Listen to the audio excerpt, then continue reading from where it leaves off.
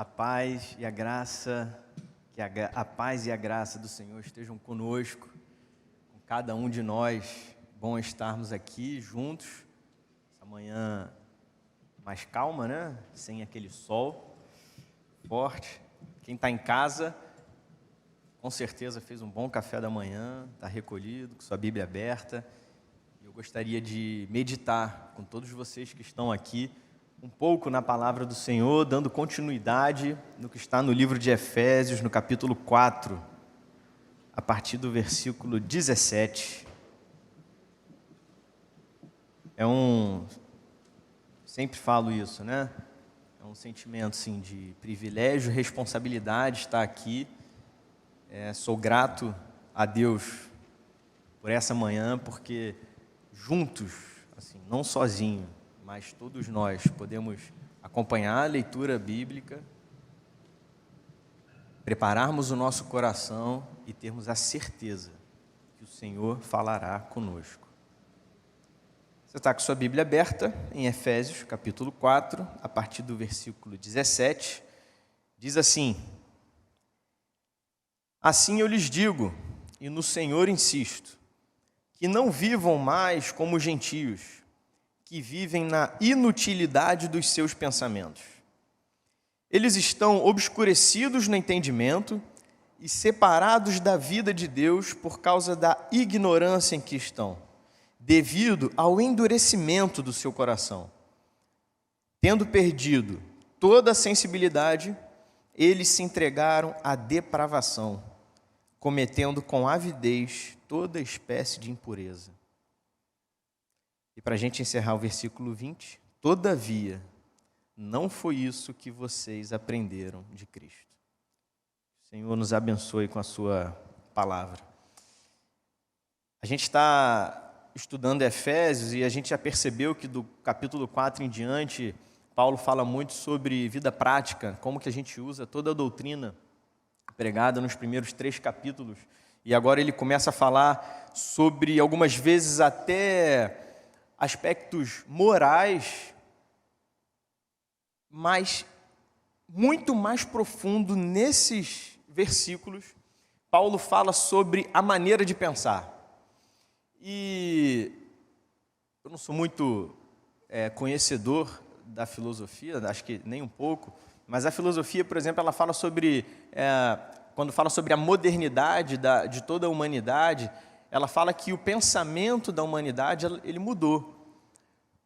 Não é essa forma de pensamento de Paulo. Só para exemplificar o que eu estava dizendo, hoje a gente pode reparar que as relações interpessoais elas são muito mais frágeis.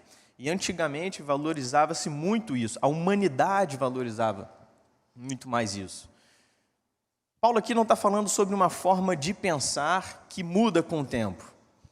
Paulo fala sobre uma forma de pensar que está relacionada totalmente ao ser humano. Se, por exemplo, você é mais da área de ciências exatas, aí, por exemplo, é como se ele estivesse dizendo assim, o software do homem, ele está meio que programado dessa maneira. E aí ele diz o seguinte, que não vivam mais como os gentios viviam. O software dele estava programado dessa maneira aqui, Vivem na inutilidade dos seus pensamentos, obscurecidos no entendimento. Então ele fala sobre isso. Nós vamos pensar juntos sobre isso, para depois ele trazer o argumento de como vivem os gentios ou aquilo que nós aprendemos de Jesus. Vamos primeiro meditar então sobre como é a vida dos gentios. Ou, outra forma de perguntar, o que seria a sabedoria desse mundo? Como é a forma de pensamento daqueles que não foram alcançados por Jesus? Paulo vai explicar isso aqui.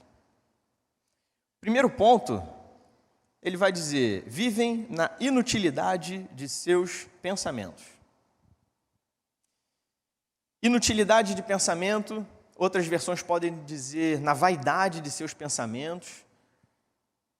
Importante é a gente trazer logo o significado disso, e isso tem a ver com carência de propósito de vida. Ou viver sem direção. ou futilidade? A própria Bíblia está escrito, e Paulo falava numa outra situação sobre isso, é como se você vivesse para comer e beber, porque você sabe que, meu amigo, a gente vai morrer, então comamos e bebamos, porque logo morreremos. Aliás, isso é frasezinha de quadro, né, que você põe assim numa área de varanda, alguma coisa, ó, comer e beber e ser feliz. Eu vi isso outro dia escrito assim, em algum lugar. É porque o propósito da sua vida seria, né, até o túmulo. Ó, meu amigo, depois disso não tem mais nada mesmo, é isso que nos resta, vamos comer e beber. Esse trecho de Efésios, ele lembra muito aquele trecho de Romanos, capítulo 1. Você está lembrado desse texto? Em que Paulo fala sobre a ira de Deus contra a humanidade? Aí tem um trecho, e eu te sugiro abrir a Bíblia também, em Romanos 1, a partir do versículo 21, Paulo diz assim, ó, porque tendo conhecido a Deus, não glorificaram como Deus, nem lhe renderam graças. Mas os seus pensamentos tornaram-se fúteis, e o coração insensato deles obscureceu-se. Eu não estou falando aqui, com certeza nessa época de final de ano, ou quando você era adolescente, que você ouviu falar nas primeiras vezes sobre Mega Sena da virada. Né? Eu não estou falando sobre aquela conversa que você fala assim, olha, se eu ganhasse esse dinheiro, eu ia comprar uma casa assim, eu ia dar não sei o quê. Não é essa futilidade, essa brincadeira que você faz com esse dinheiro. É o âmago do pensamento. É um pensamento sem direção. Vamos continuar. Vivem na inutilidade dos seus pensamentos. E a segunda coisa que ele diz, no versículo 18, do capítulo 4 de Efésios, eles estão obscurecidos no entendimento. Entendimento obscurecido. Sabe o que significa? Rejeitam a Bíblia e o conhecimento de Deus. E vivem sob a filosofia humana. Ainda em Romanos 1, a partir do versículo 22, a gente leu só o 21, né? Ele diz assim, ó, dizendo-se sábios, tornaram-se loucos. Vamos pular para o 25. Trocaram a verdade de Deus pela mentira e adoraram e serviram a coisas e seres criados em lugar do Criador, que é bendito para sempre. Amém. Então a gente tem, claro, o mesmo autor falando em livros diferentes, cartas direcionadas a públicos diferentes, mas à Igreja do Senhor, sobre aspectos semelhantes. Também em Coríntios, 2 Coríntios, no capítulo 4, a partir do versículo 3, o Paulo diz assim, ó, mas se o nosso evangelho está encoberto, para os que estão perecendo é que está encoberto. Olha o que ele explica. O Deus desta era cegou o entendimento dos descrentes. Assim como em Efésios, nesses versículos, Paulo está falando sobre a sabedoria desse mundo, sobre a forma de pensamento de um homem sem Cristo, e ele está explicando, vivem na inutilidade dos seus pensamentos, estão obscurecidos no entendimento, estão separados da vida de Deus. Imagina a sua vida sem Deus. Existe um monte de gente assim, vivendo. Vivem alheios à vida de Deus. Como a gente meditou algum tempo atrás em Efésios 2, sem esperança e sem Deus no mundo. É como se você vivesse do jardim do Éden para fora. Porque no jardim do Éden o que você tinha? Você tinha o Senhor todos os dias. E quando eu falo você, é porque era o homem sem pecado. Era o homem perfeito. Aí o homem pecou. Tem que sair do Éden. E agora você tem a sua vida. Beijo, tchau. Sem Deus, sem esperança. Alheios à vida de Deus. Sozinho. O que resta para o ser humano numa situação dessa? Restou a criatividade de procurar ou criar para o vazio desse coração que era preenchido por Deus, outros deuses, outras necessidades e deuses para si. Algo ou alguém que pudesse protegê-lo ou direcionar a sua vida.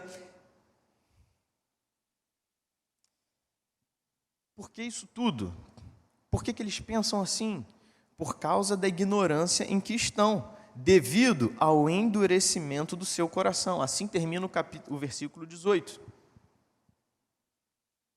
Paulo agora vai começar a explicar um pouco mais as causas disso tudo ter acontecido. Ele diz, por causa da ignorância em que estão. Os gentios não têm o menor conhecimento de Deus. Não sabem que Deus existe, não têm o menor temor a Ele, não o compreendem, não o entendem. E aí vivem na inutilidade dos seus pensamentos, obscurecidos de entendimento, vida sem Deus. Muito mais do que um conhecimento intelectual, você não tem que pregar teologia pura, simplesmente assim, para um gentio. É a falta de conhecimento do coração, de relacionamento com Deus. Ele também põe outra causa, devido ao endurecimento do seu coração. É o coração de pedra. É um coração insensível. Sabe como o homem caminha em pecado? Sabe onde ele termina? Na iniquidade. Sabe o que é iniquidade? Ele peca, de tanto ter pecado, aquilo nem faz mais um incômodo no coração dele, não tem nem mais vergonha. E eu não falo nem de uma questão de vergonha para o outro. Vergonha até diante de Deus. Não tem mais a tristeza, não tem mais aquele ressentimento, não tem mais. E aí o Paulo está dizendo assim, ó, não vivam mais como gentios com um coração endurecido. É o homem desprezando o próprio abismo. Eu não quero que você leve isso tudo e pense que eu estou falando só de casos extremos, de pessoas que talvez você conheça, que você tem certeza que precisam de Cristo. Mas o que nós estamos falando aqui é do âmago do pensamento. Dentro, lá no fundo, essa é a realidade.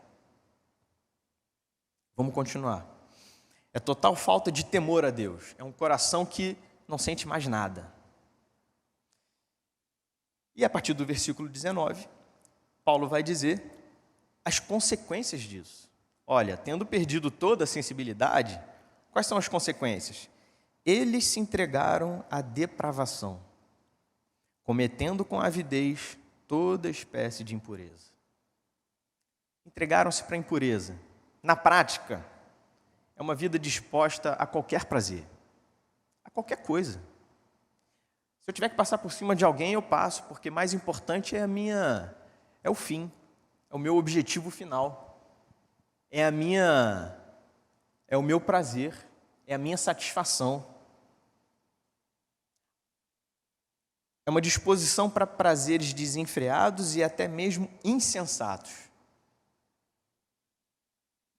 Essa é a inclinação do coração de quem não tem Cristo.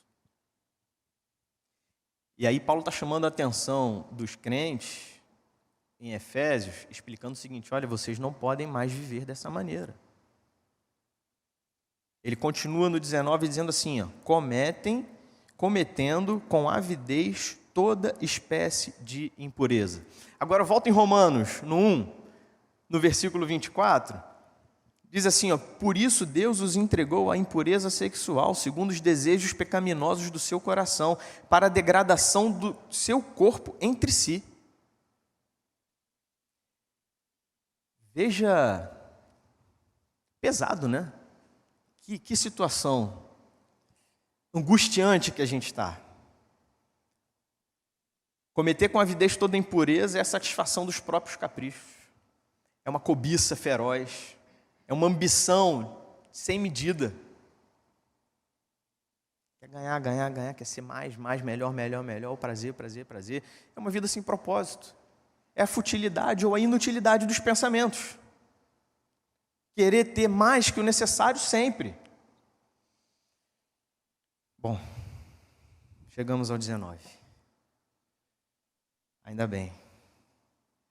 Porque se a gente parasse aqui ou terminasse a leitura aqui, amanhã ia ficar pesada. Mas tem o versículo 20. E o versículo 20 diz assim: todavia, não foi isso que vocês aprenderam de Cristo. É um alívio. É um alívio porque agora Paulo usou uma contra-argumentação dizendo assim: olha, não vivam como gentios porque eles vivem assim. Não foi isso que vocês aprenderam de Cristo. Qual é a sabedoria desse mundo? Qual é o âmago do pensamento? É isso aqui tudo. Entendimento obscurecido, falta de Deus, ausência, totalmente. Em outras versões, esse versículo 20, ele diz assim, ó: mas vós não aprendestes assim a Cristo. Existe uma interpretação que esse aprendestes assim a Cristo é diferente de vocês aprenderam assim de Cristo, que é diferente da versão NVI que nós estamos usando. Quando ele quer dizer, ó, vocês não aprenderam assim de Cristo, é como se você fosse alguém que fosse estudar um personagem e você resolveu estudar Jesus Cristo. E você estuda, aprende sobre ele. A linguagem e o termo usado assim, aprender a Cristo, é como se ele quisesse dizer assim, você aprendeu com ele, você aprendeu junto dele. É um conhecimento ou um aprendizado muito mais orgânico, muito mais experimental, muito mais vivido. Não é uma sabedoria de letra, não é uma sabedoria simplesmente um conhecimento técnico, mas é uma experiência de vida. E aí, o que esse texto está dizendo é que os gentios vivem dessa maneira, porque eles não conhecem a Cristo. Eles não aprenderam com Ele. No entanto, nós fomos transformados. Lembra a questão do software? Nosso software foi reprogramado com o Senhor. A nossa forma de pensar é diferente. A sabedoria que nos conduz, a sabedoria que nos guia é diferente. Por quê? Porque é uma sabedoria de Cristo. É como se a gente pudesse dizer, a nossa visão de mundo é outra. Não é mais uma visão das coisas mundanas e as outras sagradas. Tudo é sagrado. Porque a nossa forma de pensar, de raciocinar, de encarar a vida, de sentir, de se motivar para os próprios desafios diários na vida, isso tudo é diferente e foi transformado pelo Senhor. Você já pensou no que a Bíblia fala sobre sabedoria? Se você quiser ensinar um jovem, seu filho, sobre sabedoria na vida, ó, meu filho, você precisa aprender umas coisas. Sugiro que você leve ele a estudar, por exemplo, o livro de Provérbios. Provérbios tem muita sabedoria, muito ensino inteligente. Vamos ler um pouco sobre Provérbios? Provérbios, capítulo 9, versículo 10. O temor do Senhor é o princípio da sabedoria, e o conhecimento do santo é entendimento. A sabedoria bíblica, ela não vai dispensar o conceito da redenção. Você pode ler a Bíblia, você pode ler o livro de Provérbios, você pode ensinar seu filho sobre... Ele pode ter tudo decorado. Mas se o conceito de redenção não estiver no coração dele, o alcance é muito limitado. Eu quero, como eu falei no início, junto com você, entender o que isso está fazendo, o que a Bíblia diz, porque isso vai fazer toda a diferença para a gente.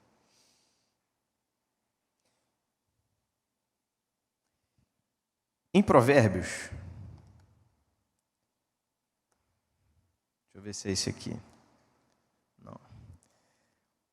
Nos capítulos 8 e 9, se você está com a sua Bíblia aí, se você não quiser abrir, você fica à vontade, mas no 8 e 9, o título ainda diz assim, o chamado da sabedoria. São 2 capítulos dedicados a falar sobre sabedoria.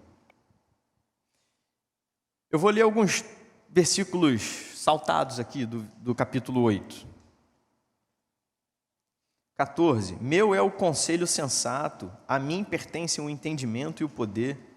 19. Meu fruto é melhor do que o ouro puro. O que ofereço é superior à prata escolhida.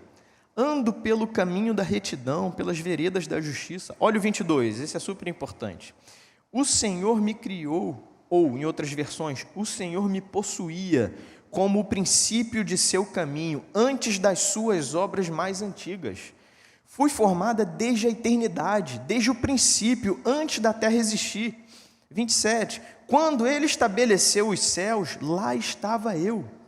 Olha o 30. Eu estava ao seu lado e era o seu arquiteto. Dia a dia, eu era o seu prazer e me alegrava continuamente com a sua presença. 35. Pois todo aquele que me encontra a vida e recebe o favor do Senhor. Sabe o que eu queria dizer para você hoje de manhã? É que a sabedoria, ela não é um conceito ou um atributo.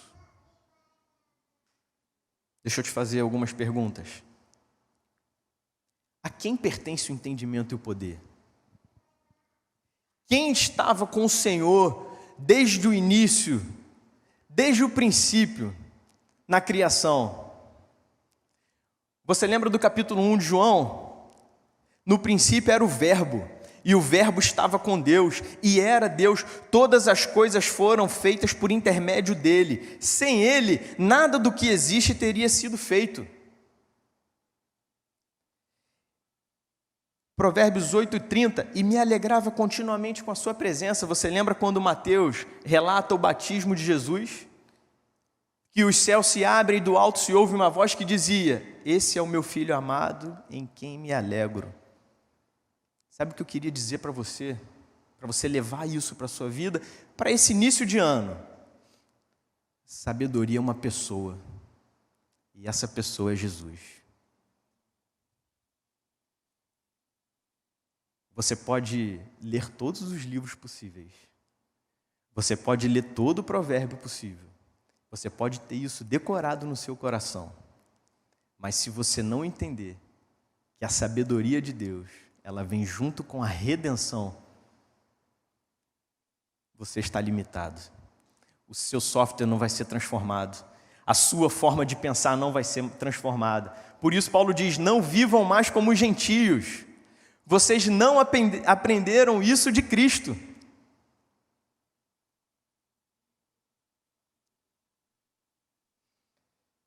Vamos dizer que o patrono da sabedoria na Bíblia, e a gente sabe que historicamente, é Salomão. Salomão que escreveu o livro de Provérbios. Salomão foi aquele que pediu sabedoria a Deus. Salomão foi que recebeu visitas e as pessoas ficavam completamente encantadas e admiradas com a sabedoria que ele tinha. E eu quero chamar o Isaías agora, no capítulo 11, para ele nos ajudar a reforçar esse conceito de que sabedoria é uma pessoa. De que a sabedoria, ela está junto com a redenção. Em Isaías capítulo 11, o profeta falava assim: um ramo surgirá do tronco de Jessé, e das suas raízes brotará um renovo. O Espírito do Senhor repousará sobre ele, o Espírito que dá sabedoria e entendimento, o Espírito que traz conselho e poder, o Espírito que dá conhecimento e temor do Senhor, e ele se inspirará no temor do Senhor. Jessé, Davi, Salomão. A profecia é: um ramo surgirá do tronco de Jessé. O que você imaginaria de imediato? Salomão, o grande homem pensante, sábio, patrono da sabedoria. Mas você também sabe que na história de Salomão, que ele foi um homem muito sábio, mas teve um momento, mais para o final de sua vida, que a coisa desandou. E Salomão não foi um homem perfeito. O profeta Isaías não falava desse ramo de Jessé se referindo a Salomão. Isaías já falava de Jesus, como diz no versículo 2 desse trecho de Isaías: o Espírito do Senhor repousará sobre ele, o Espírito que dá sabedoria e entendimento. Não é por ser cheio de toda sabedoria e visão desse mundo, como por exemplo Salomão era, que o tornaria perfeito. Pelo contrário, ele falhou. Mas é ter Cristo, porque Cristo foi muito mais sábio do que Salomão e foi perfeito, porque nele é que nós temos a redenção. Então, se você quiser ter o seu software transformado, se você quer ter sabedoria para a sua vida, para conduzir, para planejar, para pensar diferente, para ter o âmago aqui dentro, a programação aqui precisa ser refeita. Você precisa de Jesus. Nós precisamos de Jesus. Sabe por quê? Porque diariamente nós somos pegos nesse tipo de pensamento que Paulo fala aos Efésios. Somos avarentos, nos afastamos de Deus. Para corrigir isso tudo, nós precisamos de Jesus. Ele é a sabedoria perfeita que nos transforma. E agora, para a gente concluir, eu li alguns trechos das cartas de Paulo repartidos. Agora eu quero ler o trecho todo, para a gente poder tentar tirar um pouco mais. 2 Coríntios, capítulo 4, a partir do versículo 3, diz assim: olha, mas se o nosso evangelho está encoberto, para os que estão perecendo é que está encoberto. O Deus dessa era cegou o entendimento dos descrentes. Por que cegou o entendimento deles? Para que eles não vejam a luz do evangelho da glória de Cristo, que é a imagem de Deus. Nós não pregamos a nós mesmos, mas a Jesus Cristo, o Senhor. É pregar Jesus, ou é viver Jesus, é entender Jesus, que muda o entendimento, que tira do entendimento obscurecido. Aí continuando o versículo 5, mas não pregamos a nós mesmos, mas a Jesus Cristo, o Senhor, e a nós como escravo de vocês por causa de Jesus. Pois Deus que disse: das trevas resplandeça a luz, Ele mesmo brilhou em nossos corações para a iluminação do conhecimento da glória de Deus na face de Cristo. O que Paulo está dizendo é que Jesus foi lá, nós estávamos obscurecidos no entendimento, numa vida sem Deus, e Ele brilhou. E aí, quando Ele brilhou, Ele trouxe conhecimento. Conhecimento de quê? Da glória de Deus, que estava onde? Na face de Cristo. Isso mudou o nosso entendimento, porque agora, lembra aquela história, você está fora do Éden, está sozinho. Não estamos mais sozinhos. A luz estava no Éden, saiu, é um mundo escuro. Vivemos sem Deus, sem entender nada. Mas Jesus consegue restaurar isso tudo para a gente. A gente consegue ser transformado e não viver mais daquela maneira. 1 Coríntios 1, versículo 30. Esse a gente não leu ainda. É, porém, por iniciativa dele, que vocês estão em Cristo Jesus, o qual se tornou sabedoria de Deus para nós, isto é, justiça, santidade e redenção. Você concorda comigo agora que sabedoria é uma pessoa? Sabe quando você precisa dizer para alguém? Ou sabe quando você precisa de mais sabedoria? Você precisa de Jesus. Essa pessoa precisa de Jesus. A nossa visão precisa ser renovada e transformada. A gente não pode achar que a vida do homem ela é uma vida rotineira e de mundo lá fora, e aqui dentro, aos domingos, a gente faz uma terapia. O nosso software transformou, foi reprogramado. Tudo é do Senhor. O nosso pensamento é diferente. As nossas motivações são outras. A nossa expectativa não está nessa terra. Não vamos comer e beber porque um dia a gente vai morrer. A gente vai morrer. A gente come, bebe, tudo bem, mas a nossa esperança não está nisso. Existe um propósito na nossa vida. Nós reinaremos com Ele para sempre. Com Cristo, nossos pensamentos não são mais inúteis. Nós pensamos nas coisas que são do alto. Nós não temos mais o entendimento obscurecido. Nós temos luz e entendimento. Não estamos mais separados de Deus. Nós vivemos com Ele. Não somos ignorantes. Conhecemos Ele. E não conhecemos de ouvir falar. Conhecemos de andar com Ele. Não temos mais um coração duro ou insensível. Pelo contrário, aquela tristeza que você sente toda vez que você peca, é o Espírito Santo dizendo: você não agradou o Senhor. E por não ter um coração duro, insensível, você se arrepende e Ele te perdoa. E a sua alegria é renovada, e a sua motivação é renovada, e o seu coração é todo renovado e você começa de novo. Não somos mais entregues à depravação. Fomos todos regenerados em Cristo. Não cometemos mais as impurezas. Antes, as nossas obras são obras de luz, são obras de amor. Portanto, como diz Efésios, a partir do versículo 17, assim eu digo a vocês, e no Senhor insisto, que não vivam mais como gentios, que vivem na inutilidade dos seus pensamentos. Eles estão obscurecidos no entendimento e separados da vida de Deus por causa da ignorância em que estão, devido ao endurecimento do seu coração. Tendo perdido toda a sensibilidade, eles se entregaram à depravação, cometendo com avidez toda espécie de impureza. O nosso domingo de manhã não vai terminar assim. Termina no 20. Todavia, não foi isso que vocês aprenderam de Cristo. Irmãos, a sabedoria é alguém. Precisamos buscar mais essa sabedoria. Porque como está escrito aqui nesses 2 capítulos de Provérbios, buscaremos e encontraremos.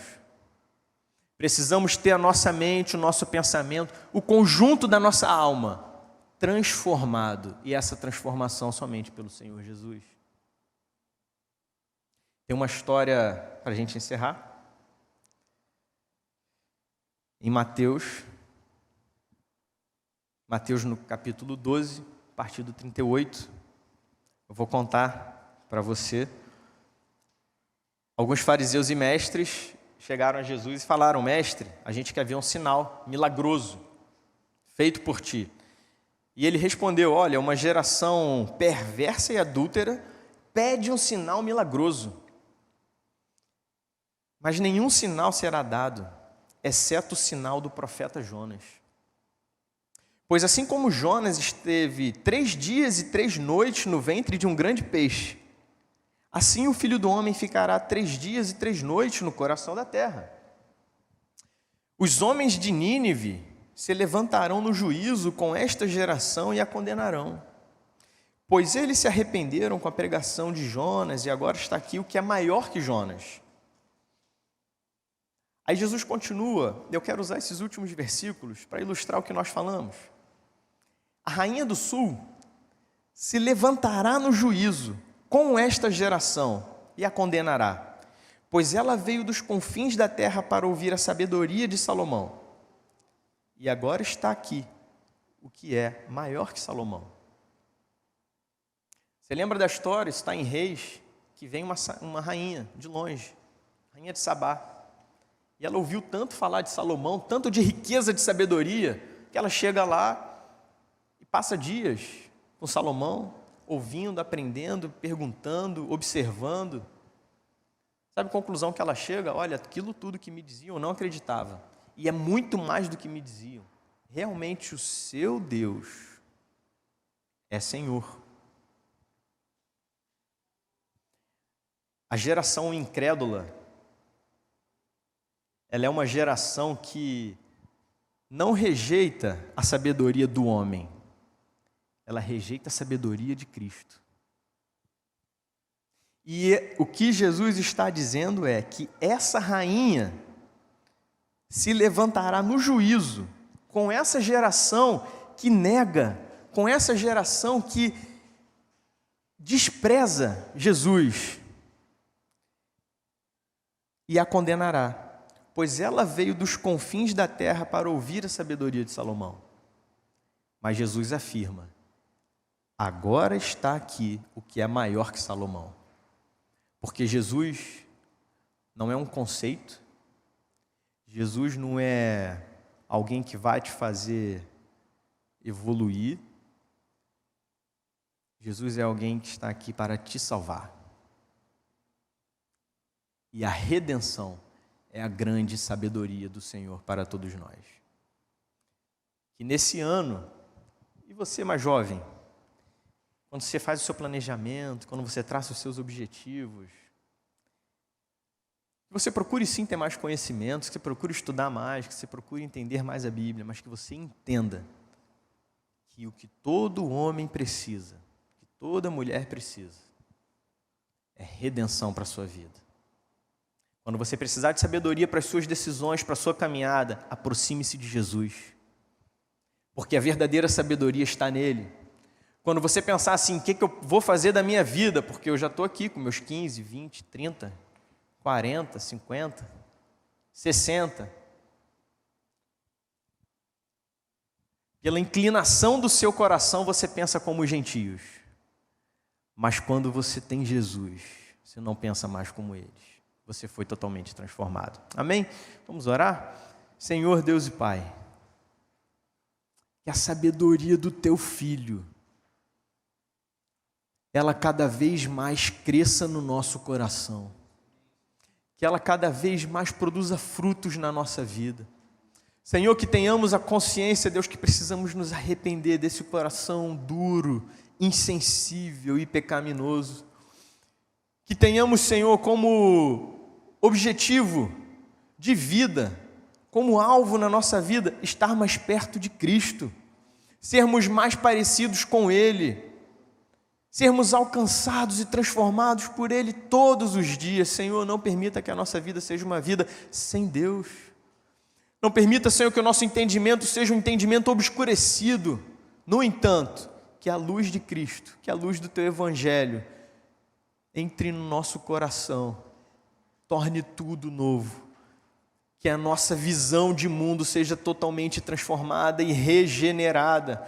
Que não vivamos, Senhor, como vivem aqueles que estão fora do jardim, mas que nós possamos viver, Senhor, como aqueles que vivem todo dia diante da Tua presença, com a Tua companhia, com o Teu conselho, com a Tua bênção sobre a vida de cada um de nós. Senhor, nos alcança, Senhor, nos transforma, nos torna, Senhor, homens e mulheres cada vez mais parecidos com o nosso Senhor Jesus. O Senhor nos abençoe nessa manhã no nome de Jesus. Amém.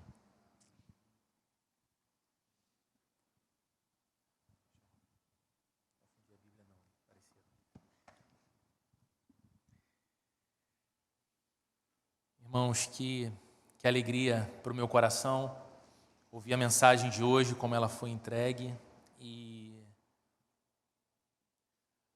um texto tão amparado em outros textos da Bíblia, de modo que a gente vê tudo que é transmitido a nós, amparado pela própria sabedoria da palavra de Deus. E eu não sei se diante de um texto como esse de Efésios, você consegue perceber como que cristianismo não tem nada a ver com moralismo.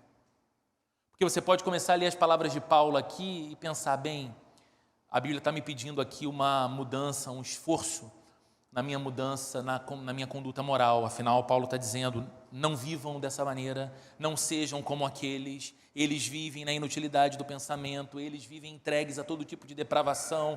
E a gente olha, como João fez essa menção aqui, tem na mente a ideia de alguém, talvez até alguém que a gente conheça, que vive muito distante de Deus, numa vida claramente desconectada com esses cuidados morais do cristianismo, e a gente pensa, bom, o cristianismo então é moralidade, é um apego ao moralismo, e nada mais longe da verdade.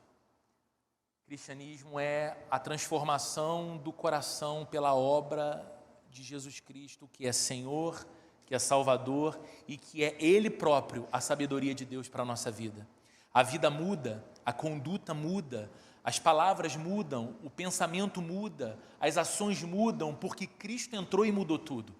E é Cristo que nos torna mais sábios. Então, o nosso papel como cristãos, embora seja construir um mundo melhor, sem sombra de dúvidas, que é um anúncio do reino de Cristo, do reino de Deus, que há de se consumar lá na frente, o trabalho de um cristão não é colocar toda a sua fé numa transformação de mundo, como se a gente acreditasse que a sociedade pode sim, em última análise, ser um lugar de fato melhor, que as famílias podem ser melhores, que basta um tipo de postura, quem sabe política, quem sabe algo que o Congresso possa fazer por nós, uma determinada bancada possa fazer por nós, então o país muda, porque o país vai se apegar mais àquilo que é moral e importante, embora essas coisas tenham em alguma extensão um lugar, o cristão é alguém que sabe que o problema é mais profundo, o problema tem a ver com o coração.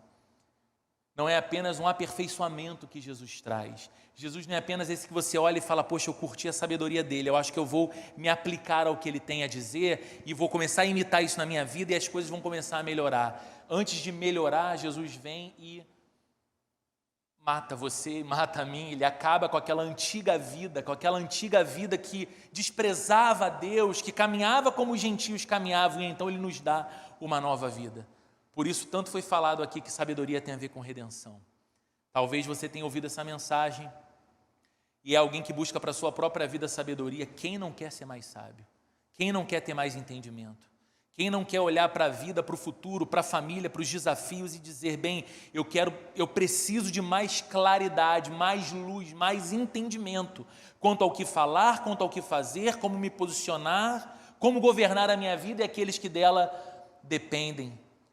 Essa sabedoria não está a uma leitura de um livro específico, a uma palestra que você possa assistir, ou algumas pequenas mudanças aqui e ali na sua agenda. Essa sabedoria está em você render o seu coração ao Cristo que veio para morrer pelos seus pecados, mudar a indisposição do seu coração de pedra para Deus e colocar ali um coração que arde por Deus, te levar para perto de Deus e então fazer de você alguém mais sábio, fazer de você uma mulher mais sábia. Renda-se a Cristo. Essa, sem sombra de dúvidas, é a escolha mais importante que você tem a fazer no dia de hoje, diante de tudo que você ouviu. Não é apenas sair daqui dizendo, eu vou observar agora a minha vida para ter uma conduta moral melhor. Você não primeiro muda a sua moral para se tornar um cristão. Você primeiro se rende ao Cristo, que faz o seu coração mudar. E aí você percebe que uma transformação de dentro para fora começa a acontecer, porque Ele te muda, Ele te transforma, Ele te ressignifica. Vamos ficar de pé para receber a bênção final. Que o grande amor de Deus, a graça de nosso Senhor, Salvador, Jesus Cristo, e a comunhão e a consolação do Espírito Santo esteja hoje sobre a vida de cada homem e mulher que toma a consciente decisão de não caminhar mais como os gentios caminham, não se entregar à futilidade dos pensamentos vazios que desconsideram Deus e sua sabedoria, mas que essa graça, esse amor e essa companhia consoladora do Espírito esteja sobre a vida de cada um que conscientemente rende-se àquele que é a sabedoria de Deus, a redenção, o Redentor, o Salvador, Cristo Jesus. E que essa sabedoria do Cristo, que essa companhia de Jesus, que essa vida mais parecida com a vida de Jesus, seja aquilo que leve a cada um de nós, Senhor, a viver cada dia mais para a Tua glória, numa vida mais sábia, mais segura, mais próspera, mais abundante e mais feliz por causa da Tua obra transformadora na vida da gente e no coração da gente, fazendo de nós não mais pagãos ou gentios, mas filhos e filhas de Deus, semelhantes a Jesus, o nosso Senhor. Em nome de Jesus. Amém.